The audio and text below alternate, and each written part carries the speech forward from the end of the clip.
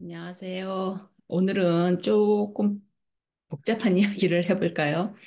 아, 카그니티브 시스템인데, 카그니티브 프로파일스 시스템, 아니면 카그니티브 스트럭처, 인지라는 말이에요.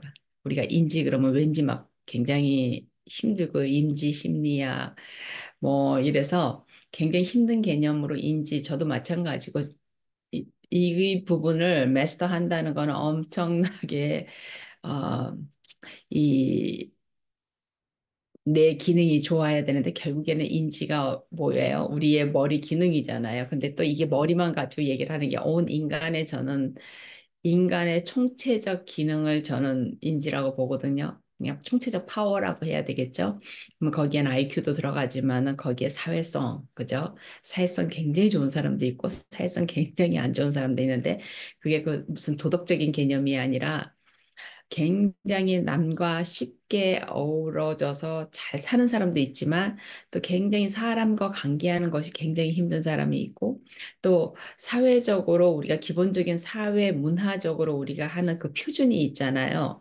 아, 이 정도면 이성적이다. 뭐 이렇게 하는 표준이 있는데 거기에 잘 맞춰서 행동을 할 수 있는 사람이 있고 또 거기에 잘 못하는 사람이 있고 예를 들어서 아이들도 어, 사람이 많은 곳에서 선생님이 이야기를 하면 아 이거는 선생님이 말하는 시간 우리는 듣는 시간 하고 아이들이 꼭 의식적으로 그것을 생각을 하지 않아도 무의식적으로 아이들이 이제 느낌으로 아는 거죠. 그게 소셜 센스죠. 그런 게 문화 센스고 소셜 센스인데 그런 걸 얼른 캐치하고 막 떠들다가 선생님이 자 여기 보세요 하고서는 딱 이제 아이들의 그 주의를 집중을 시키죠. 수업을 시작하려고. 그럼 아이들이 이제 바로 알죠. 아, 노는 시간은 끝났고 이제 선생님이 하고 같이 이제 공부를 해야 되는 시간이구나. 이런 전부 다 사회 센스죠. 이거는 뭐 사람 스킬이라기보다는 what's going on 영어로 얘기를 하면 what's going on 지금 뭐가 어떻게 돌아가고 있는 거를 얼른 아이들이 파악을 하고 거기에 맞춰서 행동을 하는 거예요. 예, 요즘 이제 이런 아이들이 많이 이런 면이 부족한 아이들이 많아졌다 그러죠. 특히나 이제 코로나가 지나고 난 다음에 그다음에 이제 정서적인 것도 마찬가지고 이런 모든 것들이 다 우리가 인지 기능이라고 봐야 되는 거고 인지의 힘, 인지 이게 영어로 얘기를 하면 저는 이제 프로파일이라는 말을 쓰기를 좋아하는데 인지 그러니까 cognitive profiles 아니면 그뭐 cognitive system 뭐 이렇게 얘기를 하는데 이제 제가 파워포인트를 가지고 조금 설명을 해드릴게요. 여전히 영어로 된 파워포인트입니다. 자, 이제 여기에 있잖아요. 그러면 저는 여기다가 cognitive system이라고 적어놨거든요. 시스템. 그러면 뭔가 체계적인 그런 느낌이 들잖아요. 근데 사실은 이제 이 전체를 우리가 cognitive profiles라고 할 수도 있는데 제가 굉장히 여기 한 슬라이드에 이걸 다 사실은 집어넣는데 이게 어마어마한 인간의 기능들이죠. 근데 크게 이제 제가 이제 죽으라고 제 나름대로 저의 부족한 뇌를 가지고 이 인지 기능에 대한 거를 아, 계속 처음에는 막 이 단어도 잘 안 외워져요. 무슨 단어인지 이 기억도 잘 안 되고 막 굉장히 힘들었는데 이제 지금은 이제 계속 하다 보니까 조금 익숙해진 것 같아요. 익숙해졌는데 여전히 그래도 지금도 이렇게 읽으면은 책을 읽거나 이러면은 좀 어려워요. 많이 어려운데 저는 뭐 어차피 제가 인지 심리학자도 아니고 그렇다고 그러니까 심리학자도 아니고 그렇다고 제가 사이카이트리스트 그 정신과 의사도 아니고 저는 이제 교육자로서 이거를 들여다보는 거예요. 왜냐하면 교육자가 아니면 이걸 알 필요가 없는데 보통의 지금 교육자들이 선생님들이라든지 이런 그 선생님들을 또 트레이닝 하시는 분들이나 이런 분들이 어, 이런 거를 이제 아이들의 배움하고 연결을 시켜서 이렇게 설명을 하면은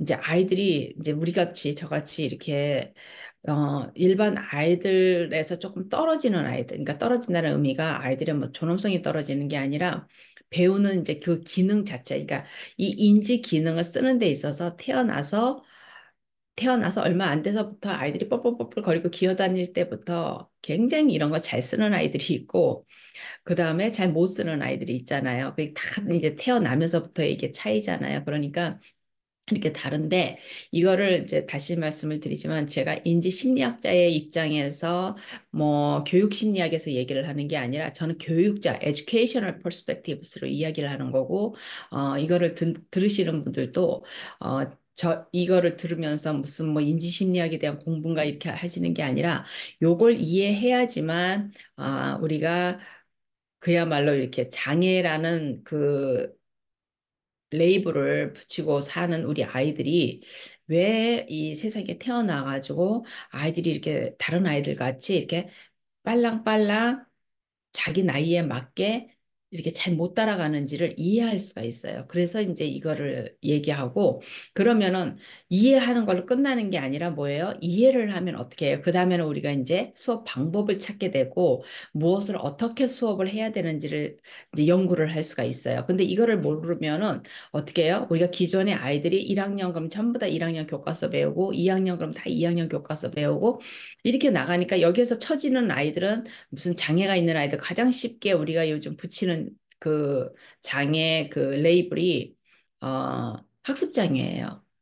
학습 장애는 예를 들어서 지적 장애 그러면 어때요? IQ가 반드시 나빠야 돼. 좀 낮아야지 지적 장애라는 걸 붙일 수가 있고 그다음에 뭐 정서 장애 그러면 이제 정서적으로 아이들이 그래야 되는데 이게 가장 애매한 게 뭐냐면 학습 장애예요. 학습 장애는 뭐냐면 아이들이 학습 장애를 가지고 있는 아이들이 IQ가 120도 있고 140도 있고 140 정도면 벌써 영재 수준으로 넘어가잖아요. 120만 해도 굉장히 높은 IQ거든요. 제가 중학교 때 저희 그 정교 IQ를 중학교 때 2학년 때인가 한번 갑자기 IQ 테스트인지도 모르고 갑자기 학교에서 시험을 봤는데 나중에 그게 IQ 테스트라고 그러더라고요. 근데 거기에서 제일 높게 나온 아이가 전교 1등 하는 아이였는데 혜련이라는 친구였는데 그 친구가 IQ가 120인가 125였어요. 근데 그 친구 IQ가 제일 높다 그랬거든요. 그러니까 그 정도로 IQ가 상당히 벌써 120이 넘어가는 그 퍼센티지는 많이 적죠. 근데 반대로 또 이제 이쪽 아래로 이제 떨어지는 퍼센티지가 있단 말이에요. 근데 도대체 학습장애 아이들은 IQ도 다 이 노멀 레인지 안에 다 들어가는데 이 아이들이 장애가 있단 말이에요. 그러니까 장애가 뭐예요? 학습을 못하는 거예요. 다른 아이들처럼 배우지를 못하는 학과 공부를 못 따라가는 게 이제 학습 장애잖아요. 이게 제일 중요한 게 뭐예요? 읽기, 쓰기, 뭐 말하, 읽기, 쓰기, 그죠? 이해력. 이해력이 가장 치명적이겠죠. 그다음에 이제 수학에 관계된 거 뭐 이런 아이들이 나오거든요. 그러면 이제 여기서 우리가 인지다 그러면은 도대체 인지 그런데 도대체 인지는 뭐냐 그러면은 이제 제가 이제 해석하는 인지는 요 세 가지가 있어요. 세 가지 파트가. 근데 이 세 가지가 다 따로따로 떨어져 있는 게 아니라 이것이 인간의 뭐 이제 기능 하나로 이제 다 묶여져 있는데 이제 카그니티브 펑션이라 그래서 카그니티브 펑션 그러면 머리를 쓰는 것 같은 느낌이잖아요. 비슷해요. 여기에 제가 이제 영어로 몇 개 적어놨는데 주의 집중할 수 있는 그 주의력, 그죠? 주의력이 많은 사람들이 주의 집중 이걸 자꾸 행동으로만 얘기를 하는데 왜냐면 아이들이 주의 집중의 반대말은 뭐예요? 산만한 거잖아요. 산만하니까 산만하면 행동이잖아요. 그러다 보니까 그래서 이제 요즘 ADHD라는 말이 많이 나오는데 ADHD 그러면 Attention Deficit이고 Hyperactivity Disorder잖아요. 그러니까 Attention Deficit이야. 그러니까 주의 집중이 안 되는 거예요. 그 다음에 Hyperactivity Disorder야. 그러면은 이제 이 아이들이 Attention Deficit 그러면 이제 머리에 관계된 거잖아요. 우리가 이제 주의 집중이니까. 근데 Hyperactivity 그러면은 어때요? 이게 막 행동이 수선스럽잖아요. 근데 제가 이제 겪어본 의사가 아닌 교육자로서 겪어본 ADHD의 하이퍼 액티비티, 그다음에 이제 임펄시비티가 있잖아요. 그 충동적인 거. 이거니까 이 행동으로 그러는 것도 있지만 이 머릿속이 더 그런 거예요. 그러다 보니까 어때요? 어텐션을 할 수가 없죠. 머릿속이 이렇게 붕 떠가지고 막 정신이 없으면 어때요? 행동이 정신없이 나오는 거예요. 그러니까 인간이 머리는 가만히 차분한데 행동만 정신이 없을 수 없거든요. 그럼 결국엔 머릿속에 있는 게 뭐로 나와요? 행동이 나와요. 제가 그 전에 했던 것처럼 마인드 앤 바디 그랬잖아요. 그죠? 마인드 앤 바디, cognition and behavior. 그러니까 mental and physical 이렇게 한단 말이에요. 그러면은 결국에는 그 모든 것들 뭐예요? 뇌잖아요. 브레인에서 일어나는 이 뇌가 뭐로 나와요? 뇌는 우리가 눈 속으로 볼 수가 없는데 뇌에서 무슨 일이 일어나는지는 아무도 모르잖아요. 나만 아는데 나도 또 모르는 경우가 더 많거든요. 그러니까 이것이 행동으로 나와서 이제 우리가 아는 거란 말이에요. 그러면 하이퍼 액티비티, 임펄시비티 그러면 그게 행동으로 아이들이 미친 아이들처럼 막 뛰어다니는 그 하이퍼 액티비티만 사람들이 생각하는 경우가 많은데 그게 어때요? 머릿속이 그래요. 머릿속이 막 정신이 없어요. 그러면 차분하지를 못하니까 어때요? 실수도 굉장히 많고 뭐 자꾸 잊어버리고 깜빡 잊고 뭐 막 이렇게 이제 행동들이 더 정신이 없어지는 거예요. 머릿속도 같이 그런 거니까. 근데 머릿속은 차분한데 행동만 그럴 수는 없거든요. 그래서 이제 그런데 어텐션 그다음에 이제 센소리 우리 센소리 감각 뭐 많이 나오잖아요. 감각 통합 뭐 그런 말 많이 나왔었는데 센소리 그죠? 센소리는 뭐냐면 가장 인간의 기본적인 이 눈, 코, 입, 이 감각 기가 이게 들어오는 거예요. 정보가. 그거를 센소리 시스템이 정보가 들어오면 그 정보를 알고 거기에 반응하는 게 그래서 우리가 센스티비티 그러면 이제 센스티비티 그럼 뭐예요? 센스티비티 그러면 굉장히 예민한 거예요. 그 말은 뭐냐면 어떤 감각이 들어왔을 때 탁 반응을 보여주는 거예요. 누가 딱 들어오면 이렇게 탁 쳐다보는 거. 그죠? 그 센스티비티예요. 그래서 센스티비티가 이제 우리가 많이 센스티비티가 그전에는 사람들이 그렇게 많이 아는 개념이 아니었는데 심리학자들이 정도는 알았을 텐데 이것도 이제 아티즘 때문에 아티즘 아이들이 이제 언더 센스티비티, 하이퍼 센스티비티라 그래가지고 옆에서 막 그냥 뭐 난리가 나도 아이들이 이렇게 별로 이렇게 막 다른 애들 같은 뭐야 뭐야 막 이러면서 이제 아이들이 반응을 보이는데 이 아이들은 그냥 전혀 아무것도 못 듣는 아이들 같이 아무것도 안 보이는 애들 같이 그렇게 무심하게 있는 경우가 많단 말이에요. 이제 그런 게 언더나 하이퍼 센시티비티라고 그래요. 하이퍼가 아니라 하이포. 그다음에 이제 언더 센시티비티 그러니까 이게 이 감각 이 느끼는 이 정보 트로 이거가 약하다는 거예요. 그게 이제 센시티비티와 어텐션이 같이 맞물려 가지고 우리가 이제 딱 정보가 들어왔을 때 딱 반응을 하는 거거든요. 그거가 이제 센소리, 그다음에 센소리 시스템은 또 나중에 이제 제가 하나씩 이렇게 설명을 할 건데, 그다음에 이제 뭐 펄셉션 그런 뭐예요? 다 눈으로 이렇게 펄시브 하는 거기 때문에 다 정보를 듣는 거, 뭐 눈으로 듣고 귀로 듣고 이거 다 펄셉션이에요. 지각이잖아요. 지각. 들어온 거를 지각한다 이 말은 알지자잖아요. 안다는 거예요. 그다음에 이제 뭐 거기 저기 뭐야 보통 이 perception은 우리가 이제 물리적으로 우리가 눈에 보이는 것들 만질 수 있는 정보들을 들어오는 걸 우리가 이제 perception이라고 그러거든요. 이런 것도 한 개 한 개 나중에 제가 시간 될 때 이렇게 다 하나씩 설명을 할 거거든요. 그다음에 이제 pattern category가 있죠. 그럼 뭐 그 뭐라 그러죠? 분류하는 거잖아요. 우리가 이렇게 옷 같은 거 하면 바지는 바지대로 그다음에 윗도리는 윗도리대로 이게 이제 머릿속에 우리 그 기억 장치 속에 딱 우리 책 서랍이 있다 그러잖아요. 서랍이 있는 것 같이 정보가 과일 정보, 그다음에 저기 뭐야 야채 정보, 채소 정보, 그다음 먹을 수 있는 채소. 그러니까 제일 큰 것부터 뭐 가면 뭐 동물, 식물 이렇게 나가겠죠. 그러면 또 이제 동물 아래에 뭐 사람, 그다음에 뭐 그 뭐 뭐야 밤동물 뭐 쭉 이렇게 있을 거 아니에요. 그게 카테고리예요. 그래서 처음에는 뭐 삼각형, 세모꼴, 뭐 네모꼴 이렇게 해가지고 카테고리를 처음에는 이제 아이들이 쉽게 배우지만은 뭐 카테고리가 뭐 클로딩, 그러면 옷에 관계된 거, 그다음에 뭐 학용품, 그죠? 음식, 뭐 이렇게 이런 것들이 정보들이 처음에는 아이들이 갓난쟁이 아이들이 이제 막 태어나면 그냥 흡수를 해요, 아이들이. 막 흡수를 하는데 이게 마냥 흡수가 안 되잖아요. 머릿속에 한계가 있으니까 그다음부터 어떻게 해요? 머릿속에 이제 서랍이 하나씩 생기기 시작해가지고 그 서랍 속에 아, 이거와 이거가 같은 거니까 여기 요 서랍 속에 아, 이거와 이거는 바지하고 윗도리는 티셔츠는 같은 그거니까 여기 옷 속으로 클로딩이라는 서랍 속으로 들어가고 그다음에 뭐 이제 액세서리들 있잖아요. 뭐 귀걸이 같은 거, 시계 같은 거, 지갑 같은 거 이런 액세서리는 액세서리 서랍 속에 이렇게 해서 아이들이 이제 그게 탁탁 이렇게 정리가 되면 어때요?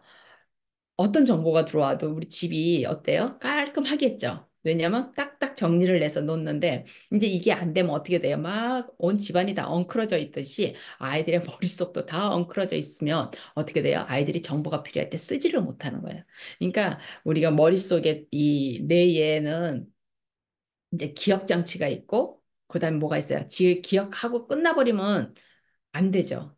막 들어오기만 하는데 이게 나가지를 않으면 안 되잖아요. 그러니까 우리가 기억을 하는 건 뭐예요? 쓰려고 하는 거잖아. 우리가 돈을 막 버는데 은행에다 돈을 막 예금만 하면은 그 아무 의미가 없어요. 우리가 돈을 버는 건 뭐예요? 쓰려고 번단 말이에요. 그래서 세금도 내고 음식도 사고 가서 뭐 가끔가다 레스토랑에 가서 맛있는 것도 먹고 이러는 것처럼 그러니까 이 머릿속도 마찬가지. 우리가 공부를 막 열심히 하면 쟁여만 두려고 공부를 하는 게 아니라 어때요? 그 지식을 쓰려고 우리가 배운단 말이에요. 그러면 이게 꺼내져야 되는 거예요. 근데 이게 지식이 들어갔는데 이게 이제 꺼내지지를 않으면 이제 이게 또 문제가 되잖아요. 근데 실질적으로 아이들이 그래요. 이제 공부에 이렇게 잘 배움을 이제 학습장애 아이들 뭐 이렇게 이제 지적장애 아이들 이렇게 하면은 기억은 잘 되는데 꺼내지지를 않을. 그럼 이제 아이들 막 가르치다 보면 이제 제가 참 신기하네 이러면서 기억이 안 되는 걸까? 아니면 기억이 됐는데 꺼내지를 못하는 걸까? 왜냐면 이제 결과는 똑같아요. 기억이 안 돼도 아이가 자기가 아무것도 모르는 거, 선생님이 보기에 애가 지식, 그게 없는 거고, 아이가 있는데 꺼내지를 못해도 아이는 모르는 거잖아요. 그러니까 그거는 똑같지만은 실질적으로 아이들은 이제 이 아이가 기억이 안 되는 걸까 아니면 꺼내는 게 안 되는 걸까 요거에 따라서 이제 아이들을 어때요? 가르치는 선생님은 그거를 알면은 쉽게 아이들을 가르칠 수 있는 방법을 알겠죠. 그래서 이제 우리가 자꾸 원인을 찾아 나가는 거고 이제 이런 걸 공부를 하고 이러는 거거든요. 그래서 아무튼 그게 이제 패런 캐리고리고 이거는 어떤 거예요? 이제 주로 눈에 보이는 지식들, 들을 수 있는 지식들, 만질 수 있는 지식들이에요. 그런 정보가 요 패런 캐리고리 안에 들어가는 거고, 이제 여기에 이제 메모리가 있잖아요. 기억 장치죠. 기억이 가는 그 기능, 그 다음에 스키마 그러면은 한국말로 스키마를 뭐라 그러는지 모르겠는데, 이제 스키마는 패런 캐리고리 같이 이제 그런 거지만 거기에 이제 그 뭐죠? 앱스트랙트 개념까지 추상적인 지식까지 같이 들어가는 거예요. 이제. 그래서 우리가 느낌 같은 거, 그죠? 우리가 친구 그러면은 패런 캐러고리에는 친구 그러면 뭐 누구 이제 이름을 불러가면서 여자친구도 있고 남자친구도 있고 이제 뭐 여자 남자 뭐 이렇게 여자 사람 남자 사람 친구들을 이렇게 하지만은 예를 들어서 스키마 속의 친구 중에서 동수 친구 중에서 뭐 지선 이렇게 하면은 그 지선이라는 친구의 어때요? 그 느낌이 살아나는 거예요. 그 친구는 이제 그 친구는 키가 크고요. 굉장히 몸이 날씬하고요. 발은 근데 작고요. 그다음에 눈에는 쌍꺼풀이 있고 그다음에 뭐 웃는 모습은 어떻고 이런 건 뭐예요? 다 우리가 느끼고 볼 수 있는 것들이잖아요. 근데 이제 참 착해요, 그 친구는. 그럼 어때? 이건 추상적인 개념인 거예요. 그 친구는 굉장히 착하고요. 어, 근데 이제 그 착한 거를 갖다가 뭐가 착해? 그러면은 그 친구는요 자기가 뭘 먹고 있을 때요 내가 좀 달라고 하면 얼른 줘요. 그건 뭐예요? 이거는 이제 눈으로 볼 수 있는 행위잖아요. 그러니까 그런 것이 스키마 그러면 우리가 이제 지금 이제 저 같은 나이는 저희 이제 부모님이 돌아가셨는데 나의 엄마를 생각할 때 어때요? 지금 현존하는 엄마는 이제 없어졌지만 실체적인 엄마는 없어졌지만 내 머릿속에 어때요? 엄마에 대한 기억, 엄마에 대한 느낌 엄마한테서 싫었던 기억, 좋았던 기억, 뭐 이런 것들이 다 있잖아요. 이게 엄마라는 스키마 안에는 사람마다 자기의 엄마의 스키마는 다 다르듯이 아무튼 이런 것들이 전부 다 이제 이 그 인지 기능 중에서 이제 영어로 뭐 펑션 이렇게 말을 하는 게 기능이기 때문에 인지 기능인 거예요. 이게 인지 기능적으로 우리가 인지 능력을 쓰면 거기에 이제 뭐 이렇게 지능도 되고 그죠 기억을 잘하는 거는 지능이 좋아야 잘하잖아요. 이제 그런 것들이 머리 쓰는 거죠. 이게 이제 펑션이고 그다음에 cognitive pathway라고 그랬는데 이제 우리가 그전에 얘기한 것처럼 processing 정보 처리예요. 인지로 그럼 어때요? 정보가 들어오면은 그 정보를 제가 아까 말씀드린 것처럼 정보가 들어오면 그 정보를 어때요? 머릿속에서 정보는 어디로 들어와요? 머리로 들어오는 게 아니라 눈으로 들어오고 귀로 들어오고 입으로 들어오고 어때요? 그쵸? 이 감각을 통해서 들어오고 내가 만지면 들어오고 이런 정보들이 들어온단 말이에요. 여기서 이제 인풋이죠. 근데 가장 이제 아이들이 많이 제일 공부하는 거 아이들 학습하고 제일 많이 관계가 되는 게 이제 이 눈, 사이트. 그죠? 눈과 시력이죠. 그다음에 사운드, 소리예요. 그다음에 터치. 필링이잖아요. 터치 이렇게 만져가지고 이런 정보들이 이제 인풋으로 해서 들어오거든요. 들어오면 이제 어때요? 이 정보들을 가지고 다 여기서 들어오는 정보들은 다 센소리 정보들이에요.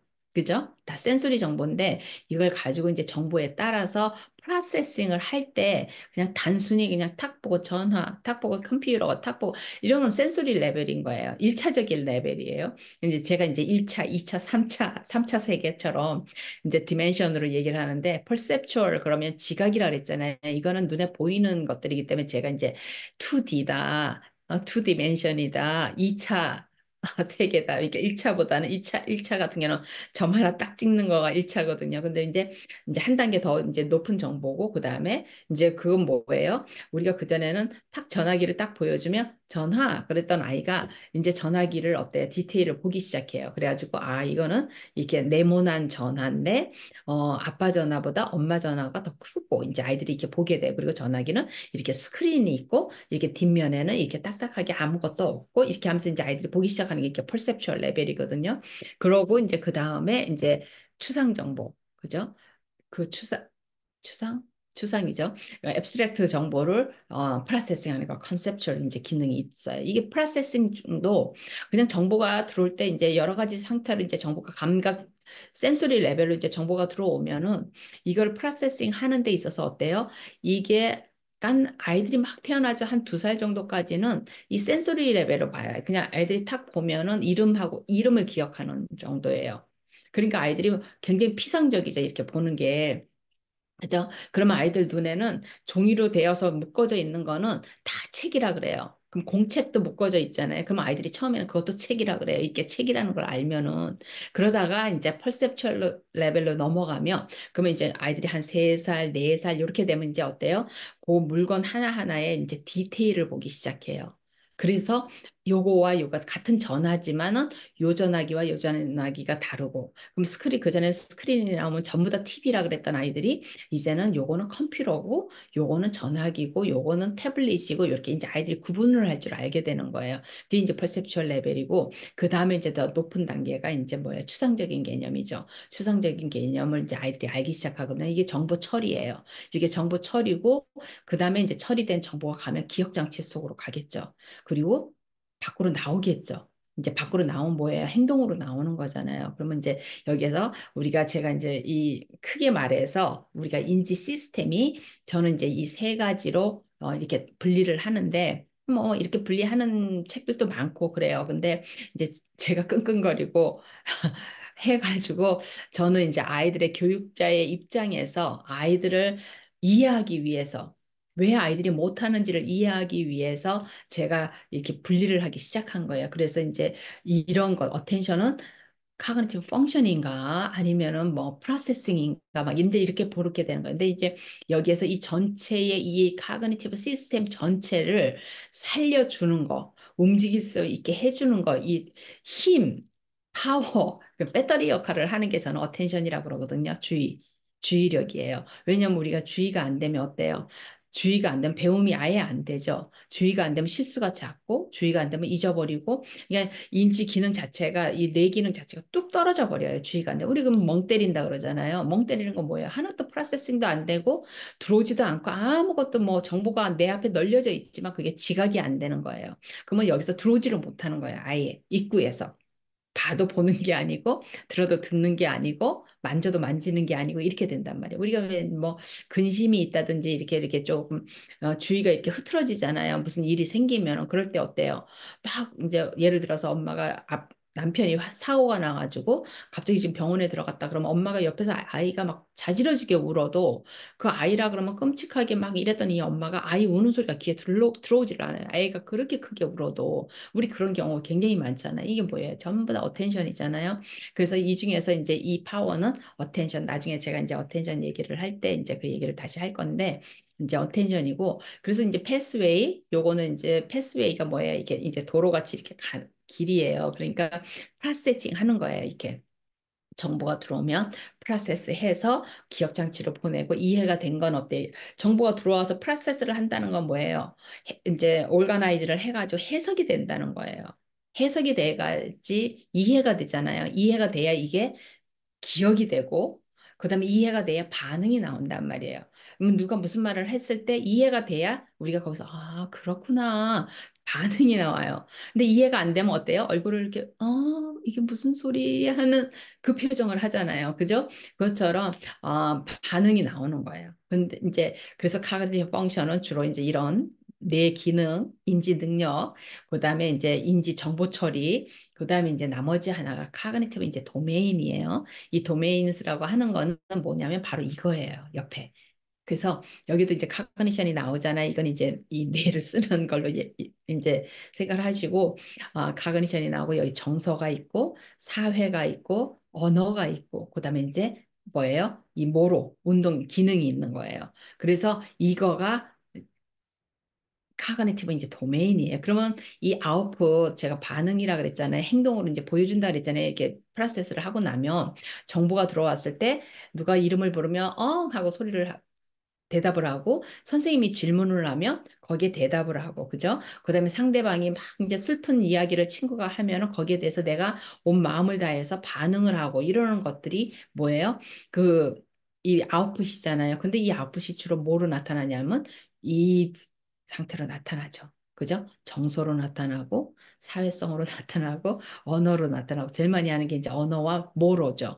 그죠? 말로 하든지 아니면 행동으로 보여주든 제스처를 하든지 이렇게 해서 이제 보여진단 말이에요. 그렇기 때문에 이 카그니티브 도메인 그러면 저는 요거와 요거는 주로 이제 뇌의 이제 자극이잖아요. 그러면 이것은 우리가 아이들이 태어나가지고 이 아이가 지금 잘 발육을 하고 있는지 기대에 맞춰서 2개월 됐으면 2개월 되면 아이가 어느 정도까지 4개월이 되면 이제 갓 태어난 아기가 4개월이 되면 어디까지 발달이 되고 6개월이 되면 어디까지 발달이 되고를 뭘로 의사 선생님들이 체크를 하겠어요. 이걸로 체크 못 하잖아요. 아이들 뇌 속에 있는 뭐 어텐션으로 주의를 하겠어요. 센소리 뭐 지각 그죠? 이런 게 힘들잖아요. 그다음에 뭐 아이들이 정보 처리하는 거 안 되잖아요. 뭘로 해요? 아이들이 발달을 하면 요 카그니티브 펑션이라든지 카그니티브 패스웨이라든지 이 기능들이 잘 인지 기능이 잘 돌아가면 뭐로 나와요? 그 잘 돌아가는 게 이걸로 나오는 거예요. 그래서 아이들이 뭐로 보여주는 거예요. 뭐로 보여줘요? 언어로 보여주는 거예요. 그래서 아이들이 옹알이를 하고 옹알이를 하고 아이들이 웃음을 보여주고 그죠? 엄마가 막 누구야? 그러면서 막 웃으면서 하면 아이가 막 보여주잖아요. 왠지 그런 반응을 보여주니까 그러면 얘가 정서가 괜찮구나. 얘가 사회성이 괜찮구나. 사람하고 인터랙트를 할 줄 아는 아이구나. 정서도 괜찮구나. 그죠? 그 다음에 아이가 이제 뭐 3개월이 되면은 아이가 자기 몸을 갖다가 어떻게 하고 뭐 이렇게 뒤집고 이런 거를 할 때, 뭐로도 괜찮구나. 그게 보여주는 거예요. 그래서 눈으로 우리가 가장 명확하게 볼 수 있는 거는 이제 카그니티브 도메인이겠죠.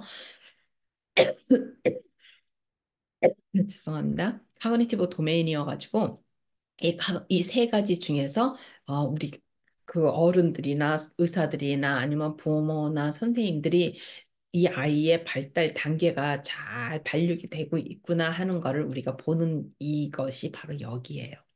이거는 눈에 보이는 것들이기 때문에 그러면 정서 같은 경우는 얼굴 표정으로도 다 보이잖아요. 상대방이 슬픈 얘기를 할 때 슬픈 표정을 짓고 상대방이 웃긴 얘기를 할 때 깔깔깔깔 웃고 그죠? 상대방이 좀 귀찮아하는 것 같을 때 내가 뭘 하던 걸 장난하던 걸 그만하고 또 상대방이 뭔가 나에게 이제 뭔가 관심을 끌어가지고 심심해서 와서 놀고 싶어 할 때 얼른 그거를 캐치를 하고 자기 하던 거를 스탑을 하고 가서 아이 친구하고 놀고 이런 것들이 전부 다 이제 이 행동, 이 5가지 중에 하나로 나타나겠죠. 물론 이제 카그니션 할 때 뭐 인지 기능, 그러면 인지 능력, 뭐 지적 능력 이래가지고 이제 IQ 같은 거 이런 검사도 이제 하기는 하겠지만은 그거는 이제 주로 여기에 해당이 되는데 그래도 이제 인지가 들어가요. 왜냐면 우리가 여기서 정서 인지, 사회 인지, 뭐 운동 인지 막 이렇게 얘기를 하기 때문에 언어 인지 이렇게 해서 결국엔 다 이게 인지이거든요. 그래서 이제 이렇게 돼요. 그래서 결국에는 이 인지 시스템이 다예요. 아이들을. 근데 이제 여기에서 가장 이제 요거는 아이들이 행동으로 보여주는 거기 때문에 이제 우리가 봐도 우리 이제 어른들 중에서도 좀 이상한 사람들, 이상하다는 말이 뭐예요? 이 보통의 우리의 상식선에서 넘거나 상식선에서 떨어지는 거예요. 우리가 상식이라는 표현을 쓰잖아요. 그게 놈이라는 말이거든요. 표준이란 말이잖아요. 그 표준에서 떨어지거나 올라가거나. 그죠? 그걸 가지고 우리가 아는 거잖아요. 그러니까 근데 거기에는 이제 뭐가 들어간다 그랬어요? 문화도 들어간다 그랬잖아요. 문화인데 이 문화가 뭐 한국 문화, 미국 문화, 뭐 프랑스 문화 이렇게 크게 그런 문화도 있지만은 우리가 가장 좁게 가면은 이 가족마다의 또 문화가 있잖아요. 그죠? 가족마다의 문화가 있어서 어떤 집은 깔깔깔깔 너무너무 가족들이 시끄러운 가족이 있고 어떤 집은 너무 조용한 가족이 있어요. 주로 이제 엄마 아빠의 무드에 따라서 엄마 아빠의 스타일에 따라서 이제 가정들이 이렇게 가지만은 그런데도 한 가족 안에서도 형제 아이들이 있으면 형제마다 이렇게 아이들이 크면서 성격들이 다 다르잖아요. 그러면 그 아이마다의 또 문화가 다른 거예요. 그래서 그렇기 때문에 형제들 사이에서도 어때요?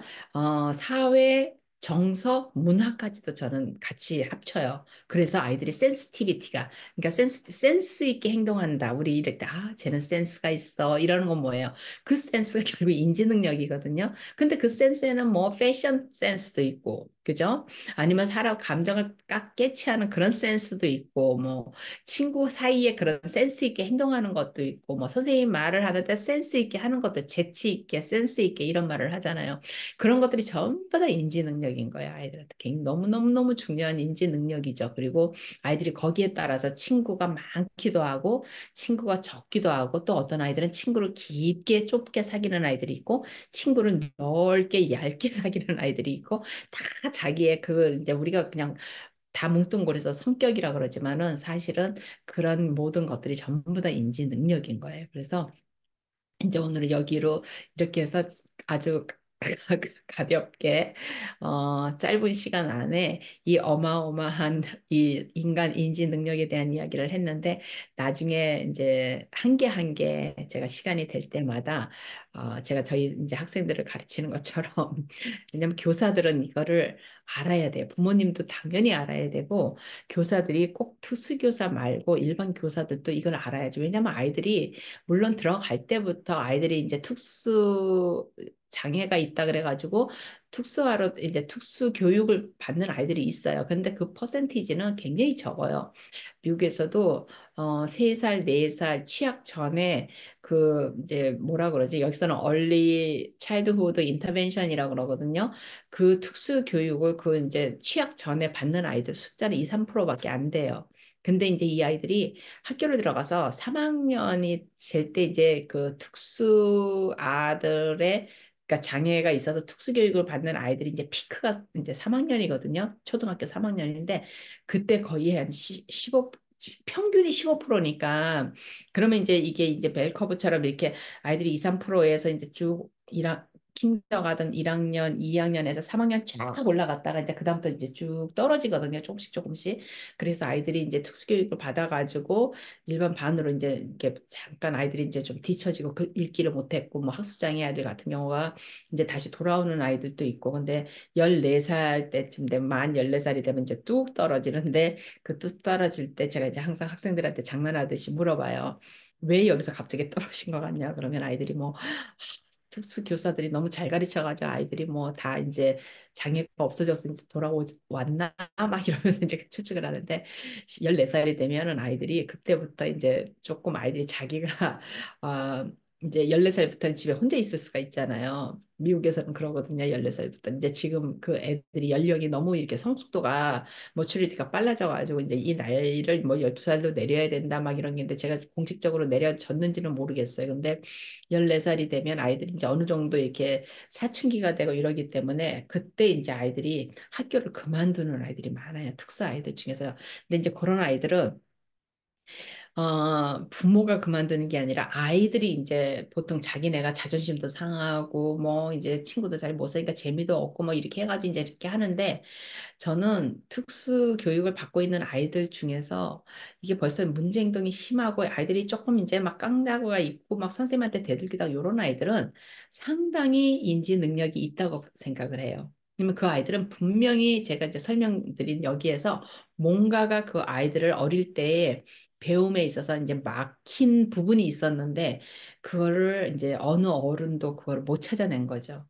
찾아내려고 죽으라고 노력을 해서 못 찾아낸 게 아니라 사람이 그래서 이제 여러 가지 뭐 장애를 장애 레이블을 주는 게 맞냐, 아니면 장애를 없애는 게 낫냐, 뭐 학교 교육을 할 때 이제 그런 논쟁은 아직도 계속 되거든요. 미국에서 이제 장애를 없애자, 아예 그냥 뭐 학습 장애다, 뭐다 이런 걸 아예 없애버리고, 왜냐하면 그게 뭘 줘요? 선입견을 주기 때문에 선생님이 벌써 아이를 이렇게 어느 정도 가르쳤다가 얘가 학습 장애라는 거를 알고 있는 선생님은 어때요? 몇 번 트라이를 하다가 안 되면 그냥 이렇게 포기를 해요. 왜? 학습 장애이기 때문에 안 된다고 생각을 하는 거예요.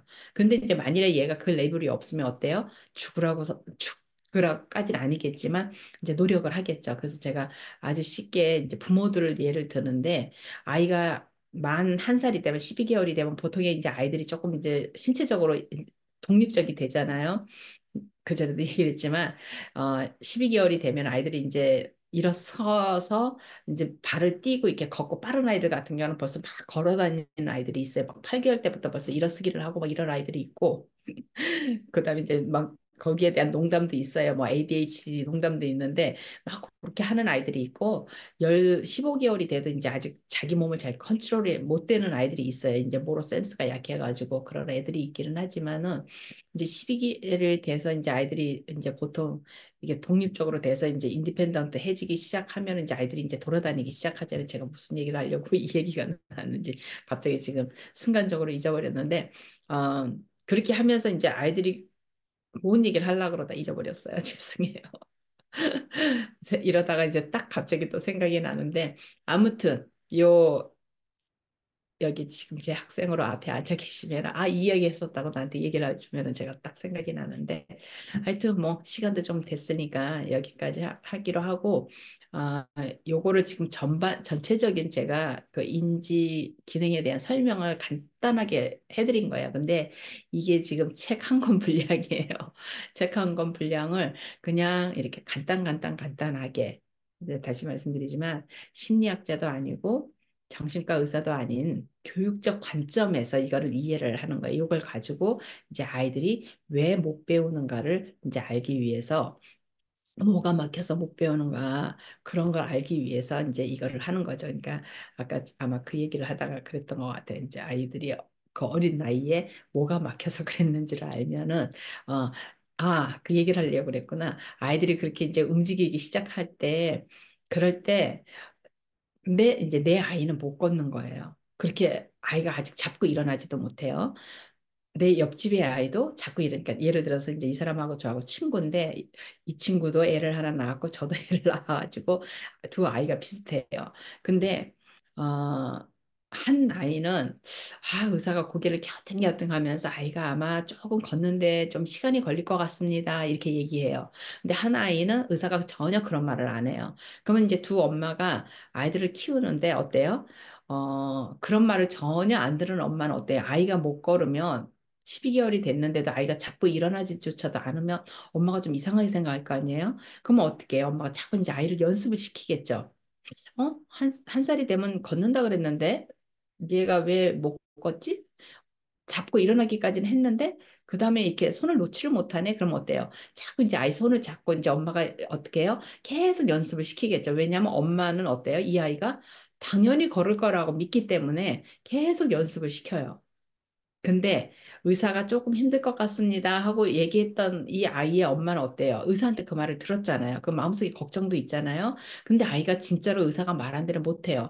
그러면은 이제 엄마 성격에 따라서 이제 여기서 이제 행동이 달라지는 거예요.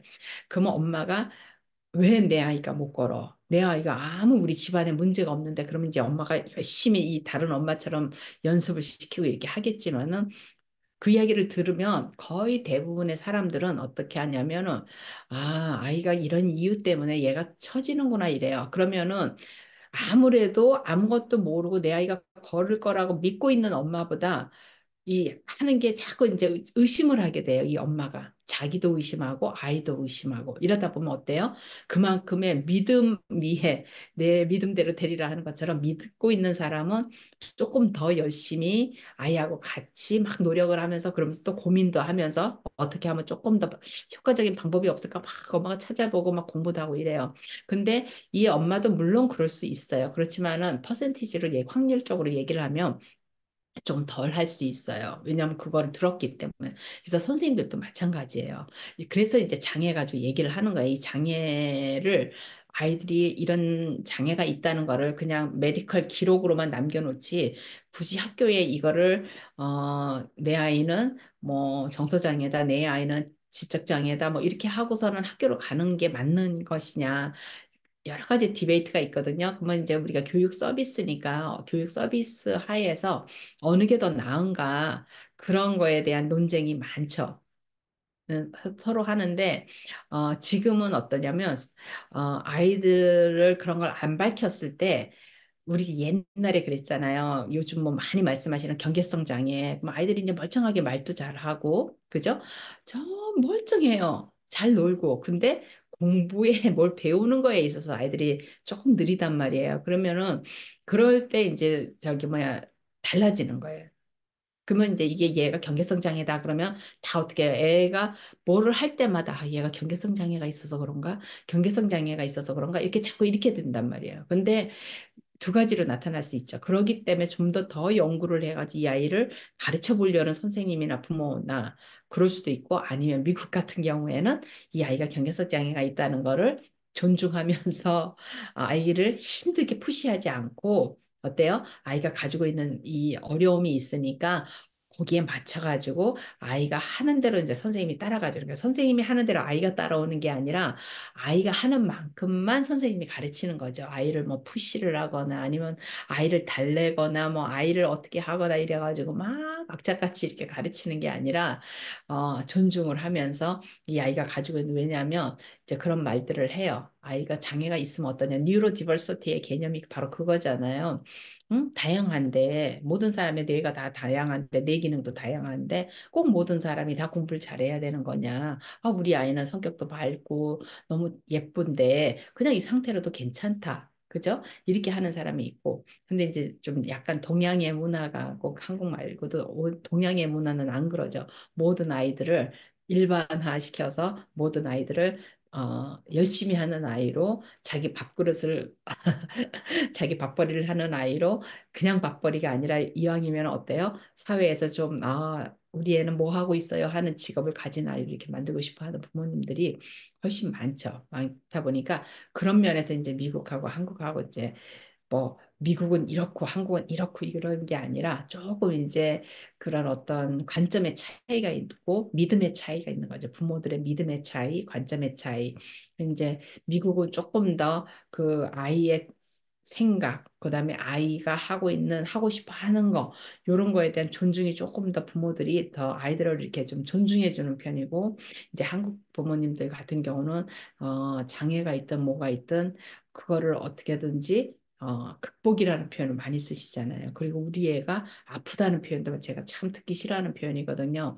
그러니까 장애가 있는데 자꾸 우리 애는 아파요. 아니면은 이 애는 아파요. 이렇게 표현을 자꾸 이렇게 메디컬 쪽으로 가는 이야기잖아요. 아픈 게 아니잖아요. 이 아이가 그냥 가지고 태어난 하나의 특징일 수도 있고 후천적으로 그게 생긴 거일 수도 있고 그렇죠? 그래서 교육의 대상이 될 수도 있고 아니면은 진짜로 이거는 뭐 영원히 아이가 이제 퍼머넌트리 가지고 있는 거면 그냥 그 가지고 있는 그야말로 이제 다양성인 거예요. 다양성으로 이제 신경 다양성, 뭐 뇌기능 다양성, 뭐 지적 다양성 이렇게 해가지고 여러 가지 말로 할 수는 있지만 이제 아이가 아프다는 표현을 쓰게 되면은 이제 sick한 거 같잖아요. 그러면 메디컬 그 병원의 환자가 돼버리는 식으로 아파 버리니까 그런 개념은 아닌 것 같아요. 근데 이제 모르겠어요. 부모님들에 따라서 그 표현이 훨씬 더 좋다고 생각하시는 분들은 또 뭐 그렇게 하지만은 서양에서는 아프다는 표현이 이렇게 조금 약간 모욕적인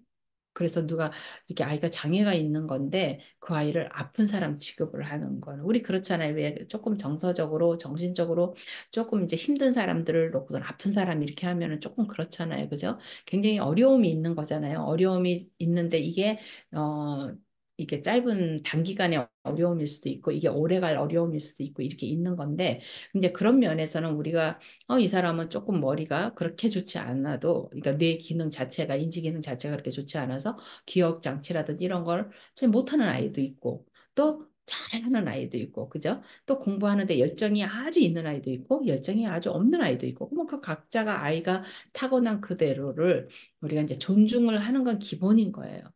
그게 아픈 아이들이 아니고, 장애가 있는 아이들이 아니고, 뒤처지는 아이들이 아니고, 장애가 있기 때문에 못 배우는 아이들이 아니고, 이제 제가 하고 싶어 하는 일은, 특수교육자로서 제가 하고 싶어 하는 일은 아이들을 그렇게 힘들게 하면서 모든 아이들을 일반화 시키려고 그러는 게 아니라 아이들이 그래도 아이들이 자기 자존감을 지키고 자기의 자존을 지키고 인테그리티라 그러죠. 이제 영어로 얘기를 하면 디그니티, 인테그리티. 나의 한 인간으로서의 나의 그걸 지키고 살아가면은 이제 경제적으로나 여러 가지로 인디펜던트한 게 좋잖아요. 이렇게 평생을 사회보장제도에 의지해서 산다든지 이런 거보다는 아이가 충분히 배울 수 있는 아이고 아이가 이렇게 가르치면은 충분히 할 수 있는 아이라면 우리가 교육적으로 노력을 해보는 거예요. 아이한테 스트레스를 주는 게 아니라 쉽게 아이한테 가르치는 그 방법들을 알아가는 거예요. 그래서 이런 연구가 이렇게 알면은 이 녀석은 어텐션이 좀 약하구나. 그러면은 이 아이가 어텐션을 지속적으로 5분이든 10분이든 15분이든 20분이든 이렇게 쭉 눈을 맞추고 이렇게 어텐션을 쭉 갈 수 있도록 이렇게 서서히 서서히 이렇게 뭐예요? 길을 들인다 그러죠. 습관화를 시키는 거예요. 아이가 이렇게 선생님을 쳐다보고 집중을 할 수 있는 거, 선생님을 쳐다보고 눈을 보고 이렇게 할 수 있는 거를 자연스 힘들지 않게. 그러니까 그걸 막 여기 봐, 여기 봐, 여기 봐 이렇게 하는 게 아니라 아이가 자연스럽게 그렇게 할 수 있는 거. 아이가 막 자리에 못 앉아 있어. 그러니까 아이가 막 돌아다니면 쟤는 ADHD가 있다 막 이렇게 하는 게 아니라 아이가 못 앉아 있는 아이를 이 몸이 못 앉아 있는 거잖아요. 아이가 몸이 못 앉아 있고 막 이제 막 너무 관심이 많으면 또 아이들이 어때? 아이들은 기본적으로 거의 다가 ADHD 그걸 보이잖아요. 막 정신이 없잖아요. 막 너무 막 온 세상이 다 무슨 놀이동산 같은 거예요. 아이들한테는. 그러면 이제 막 어때요? 관심이 있으면 눈에 보이고 막 들리고 이런 막 아이들은 쫓아가서 봐야 되고 막 호기심이 많으니까 그런단 말이에요. 근데 그런 것들을 아이들이 이제 분간을 하기 시작하잖아요. 이제 학교를 들어가면 지금은 앉아 있어야 될 때, 지금은 놀 수 있는 때, 이제 아이들이 때에 맞춰서 자기가 그걸 알고 거기에 맞춰서 자기가 힘들지만 노력을 하는 거예요, 자기. 지금은 공부 시간이니까, 수업 시간이니까 내가 가만히 앉아 있어야 된다. 이렇게 자연스럽게 그렇게 될 수 있어야 되는데, 아이들이 못하는 아이들이 있어요. 이제 그런 아이들을 자연스럽게 힘들지 않게 서서히 서서히 어떻게 해요? 습관화를 하는 거예요, 습관을. 그래서 제가 선생님들한테도 맨날 하는 이야기가 5살짜리, 6살짜리 아이는 홈 베이비예요. 집에서 이제 아직 애기들이야. 집에서 애기같이 있던 아이들이 학교를 온 거예요. 근데 많은 선생님들이 아이들이 집에서 온 아이들을 학생이라고 생각을 해요. 얘네들은 아직 학생이 아니야.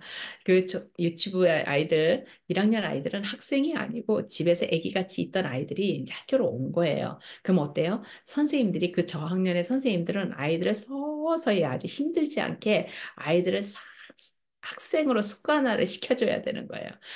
서서히 학생으로 이렇게 변형을 해가야 돼요. 그러면 아이들이 이제 조금 해서 1학년 말 정도 되면 아이들이 자리에 앉아가지고 40분 동안 앉아서 선생님 말씀을 들으면서 수업을 하는 게 몸이 힘들지를 않아야 돼요. 그 딱딱한 의자에 앉아 있는 게 감각을 못 느껴야 되는 거예요. 근데 이제 처음에는 막 힘들죠. 그러니까 애들이 막 주리를 틀고 막 이래요. 왜냐면 의자도 딱딱하지, 엉덩이도 아프지, 다리도 저리지, 우리 비행기 타면 다리 저리듯이 아이들이 막 그냥 꿈틀꿈틀 하죠. 그리고 막 아이들이 이제 집에서 조금 더 이제 부모님들이 막 이렇게 내놔서 키운 아이들 같은 경우는 어때? 절대 뭐 이렇게 이런 걸 안 가르치는 뭐 식사 시간에도 밥 먹다가 애들이 막 떡벌떡 일어나가지고 막 그렇게 가서 놀다가 또 와서 한 숟갈 먹고 또 막 가서 놀아도 그런 걸 가만히 놔비두고 방목하신 부모님들 밑에서 자란 아이들은 학교를 오면 학교에서도 똑같이 그렇게 행동을 하죠. 근데 그런 아이들을 선생님이 서서히 서서히 이제 학생으로 바꿔 나가야 되는 거예요. 1학년 선생님들이. 그래서 1학년 선생님들은 가장 영민한 선생님들이어야 돼요.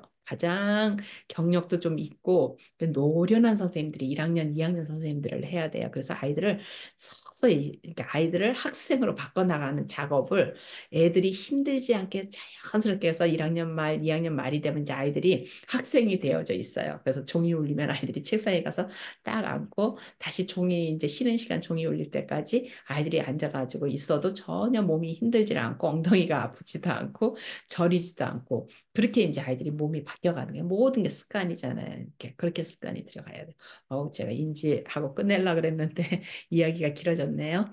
네, 알겠습니다. 여기서 마칠게요. 다음에 또 봬요.